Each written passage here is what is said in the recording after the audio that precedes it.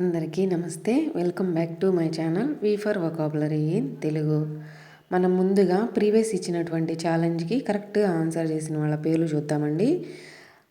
సంయుక్త గారు, దయా గారు, నీలు గారు ఫ్రమ్ ఇచ్చాపురం, వెంకటేశ్వరరావు గారు కాకినాడ, విజయేశ్వరరావు గారు మిద్దె, కృష్ణకుమారి గారు అండి. వీళ్ళు కరెక్ట్గా ఆన్సర్ చేశారండి. సో మనం ఇచ్చిన ఛాలెంజ్ ఏంటి అంటే ఎపిక్ అంటే ఏమిటి? మీ అందరికీ తెలుసు, మనం ప్రీవియస్ వీడియోలో ఎడ్జెక్టివ్ గురించి తెలుసుకున్నామని. సో ఎపిక్ అంటే మీరందరూ చెప్పింది కరెక్టే అండి. ఇతిహాసం, మహాభారతం, మహాకావ్యం అని చెప్పారు, కరెక్టే.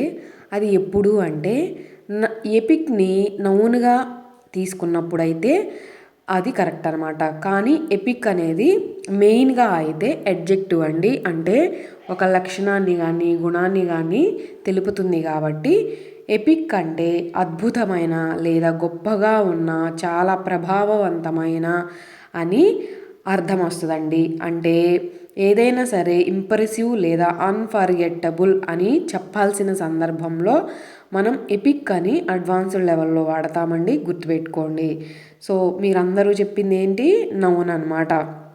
సో మనందరికీ తెలుసు కదా, the Ramayana is an epic. Ramayanam అనేది ఒక మహాకావ్యం. దీన్ని ఎప్పుడు నౌన్గా వాడినప్పుడు తీసుకుంటాము. సో మీకు అర్థమైంది క్లియర్గా అని అనుకుంటున్నాను.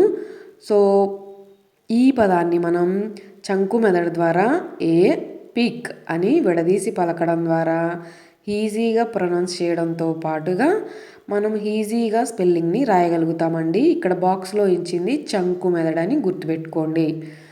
సో ఈ పదాన్ని వాడి మనం సింపుల్గా ఇంగ్లీష్లో మాట్లాడాలి అంటే that cricket match was epic. ఆ క్రికెట్ మ్యాచ్ అనేది చాలా అద్భుతంగా జరిగింది. మొన్న జరిగింది కదా మన మ్యాచ్. సో అలాగే అనుకోండి. సో మీకు ఈ ఎపిక్ గురించి ఎలాంటి డౌట్స్ లేవని అనుకుంటున్నాను. Coming to the today's interesting topic. ఈరోజు మనం నేర్చుకోబోయే ఇంపార్టెంట్ టాపిక్ వచ్చేసరికి యాక్షన్ వెబ్స్. యాక్షన్ వెబ్స్ అంటే మనం రోజు చేస్తున్న పనులుని అసలు చాలామందికి డౌట్ ఉంటుంది, ఈ పనిని మనం ఇంగ్లీష్లో ఎలా చెప్పాలి, అసలు ఇంగ్లీష్లో ఈ పనిని మనం చేసే పనిని ఏమంటారు అని. సో ఈరోజు మనం కొన్ని యాక్షన్ వెర్బ్స్ని ఇంగ్లీష్లో ఎలా చెప్పాలి, మనం డైలీ కాన్వర్జేషన్లో ఇంగ్లీష్లో ఎలా మాట్లాడాలి నేర్చుకుందాం. ఫస్ట్ వర్డ్ వచ్చేసరికి ట్రెంబ్లింగ్. ఎలా పలకాలి ఆ వర్డ్ కింద ఇచ్చాను చూడండి. ట్రెంబ్లింగ్ అని పలకాలండి. ట్రెంబ్లింగ్ అంటే వణకడం, కంపించిపోవడం అని అర్థం అన్నమాట. జనరల్గా అయితే మనం అంటూ ఉంటాం కదా, షివరింగ్, ఫియర్, వీక్నెస్ అని అంటూ ఉంటారు. షేకింగ్ ఇవన్నీ కూడా వస్తాయి. సో మనందరికీ తెలుసు. దాన్నే మనం అడ్వాన్స్డ్ లెవెల్లో అయితే ట్రెంబ్లింగ్ అని అంటామండి. అంటే వణకడం, భయంతో వణకడం లేదా కంపించిపోవడం అని అర్థమండి, గుర్తుపెట్టుకోండి. ఈ పదాన్ని మనం ఎలాంటి సందర్భాల్లో వాడతాం? ఎప్పుడైనా మనకి భయం ఉన్నప్పుడు లేదా కోల్డ్ వెదర్ ఉన్నప్పుడు, మనకి వీక్నెస్ ఆర్ ఏదైనా హెల్త్ ఇష్యూస్ ఉన్నప్పుడు ఇవన్నీ జరుగుతాయి, మనందరికీ తెలుసు. సో ఈ పదాన్ని మనం సింపుల్గా ఇంగ్లీష్లో వాడి ఒక సెంటెన్స్లో మాట్లాడాలి అంటే his hands were trembling during the interview. చాలామందికి ఈ అలవాటు ఉండిద్దండి. ఇంటర్వ్యూ అనగానే చాలా భయపడిపోతారు. ఆ టైంలో వాళ్ళకి కాళ్ళు చేతులు చల్లబడిపోవడం, వణకడం జరుగుతూ ఉంటాయి. సో మనందరికీ తెలుసు. అదే అనమాట దీని అర్థం. ఇంటర్వ్యూ సమయంలో అతని చేతులు వణుకుతున్నాయి అని అర్థమండి. సో మీకు ఎప్పుడు ఇచ్చినట్లుగానే మరిన్ని ఎగ్జాంపుల్స్ ఈ వీడియో కింద కమెంట్ సెక్షన్లో పింక్ చేస్తాను. కావాల్సిన వాళ్ళు నేర్చుకోండి. Coming to the next word, analyse. Analyse అనే వర్డ్ మనందరికీ తెలుసు, వినే ఉంటారు.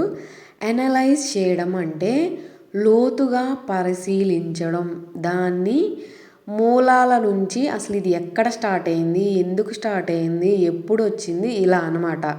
దాన్ని పూర్తిగా తెలుసుకోవడం అండి, లోతుగా పరిశీలించడం. లేదా మన వాడుక భాషలో చెప్పాలి అంటే విశ్లేషించడం అని అర్థమండి. జనరల్గా అయితే మనం ఎగ్జామిన్ అంటూ ఉంటారు, డీప్లీ అండర్స్టాండ్ అంటూ ఉంటారు, సంథింగ్ కేర్ఫుల్లీ టు అండర్స్టాండ్ అంటూ ఉంటారు కదా. సో దాన్నే మనం అనలైజ్ అంటామన్నమాట. ఇది ఎప్పుడు మనం యూజ్ చేస్తామో మీ అందరికీ తెలుసు, ప్రత్యేకంగా చెప్పాల్సిన పని లేదు. ఈ పదాన్ని వాడి మనం సింపుల్గా ఇంగ్లీష్లో మాట్లాడాలి అంటే, the teacher asked students to analyse the story. ED వచ్చింది కాబట్టి ఆల్రెడీ జరిగిపోయిన సందర్భానికి సంబంధించిన వాక్యం అన్నమాట. గురువు విద్యార్థులను కథను విశ్లేషించండి అని అంటే ఆ కథ గురించి కంప్లీట్గా చెప్పండి అని అడిగారనమాట. అదే అర్థం అండి.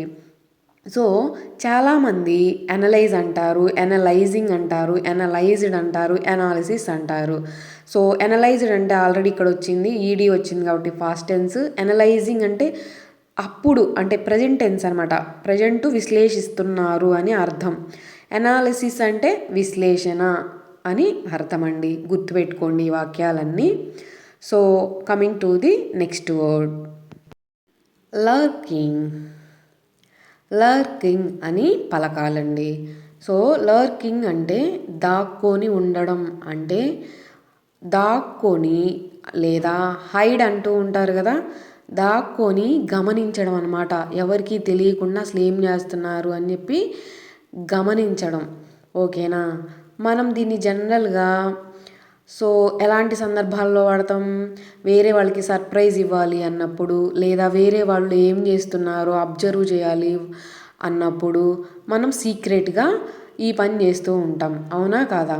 సో అలాంటి సందర్భాలలో అడ్వాన్స్డ్ లెవెల్లో లర్కింగ్ అని వాడతామండి, గుర్తుపెట్టుకోండి.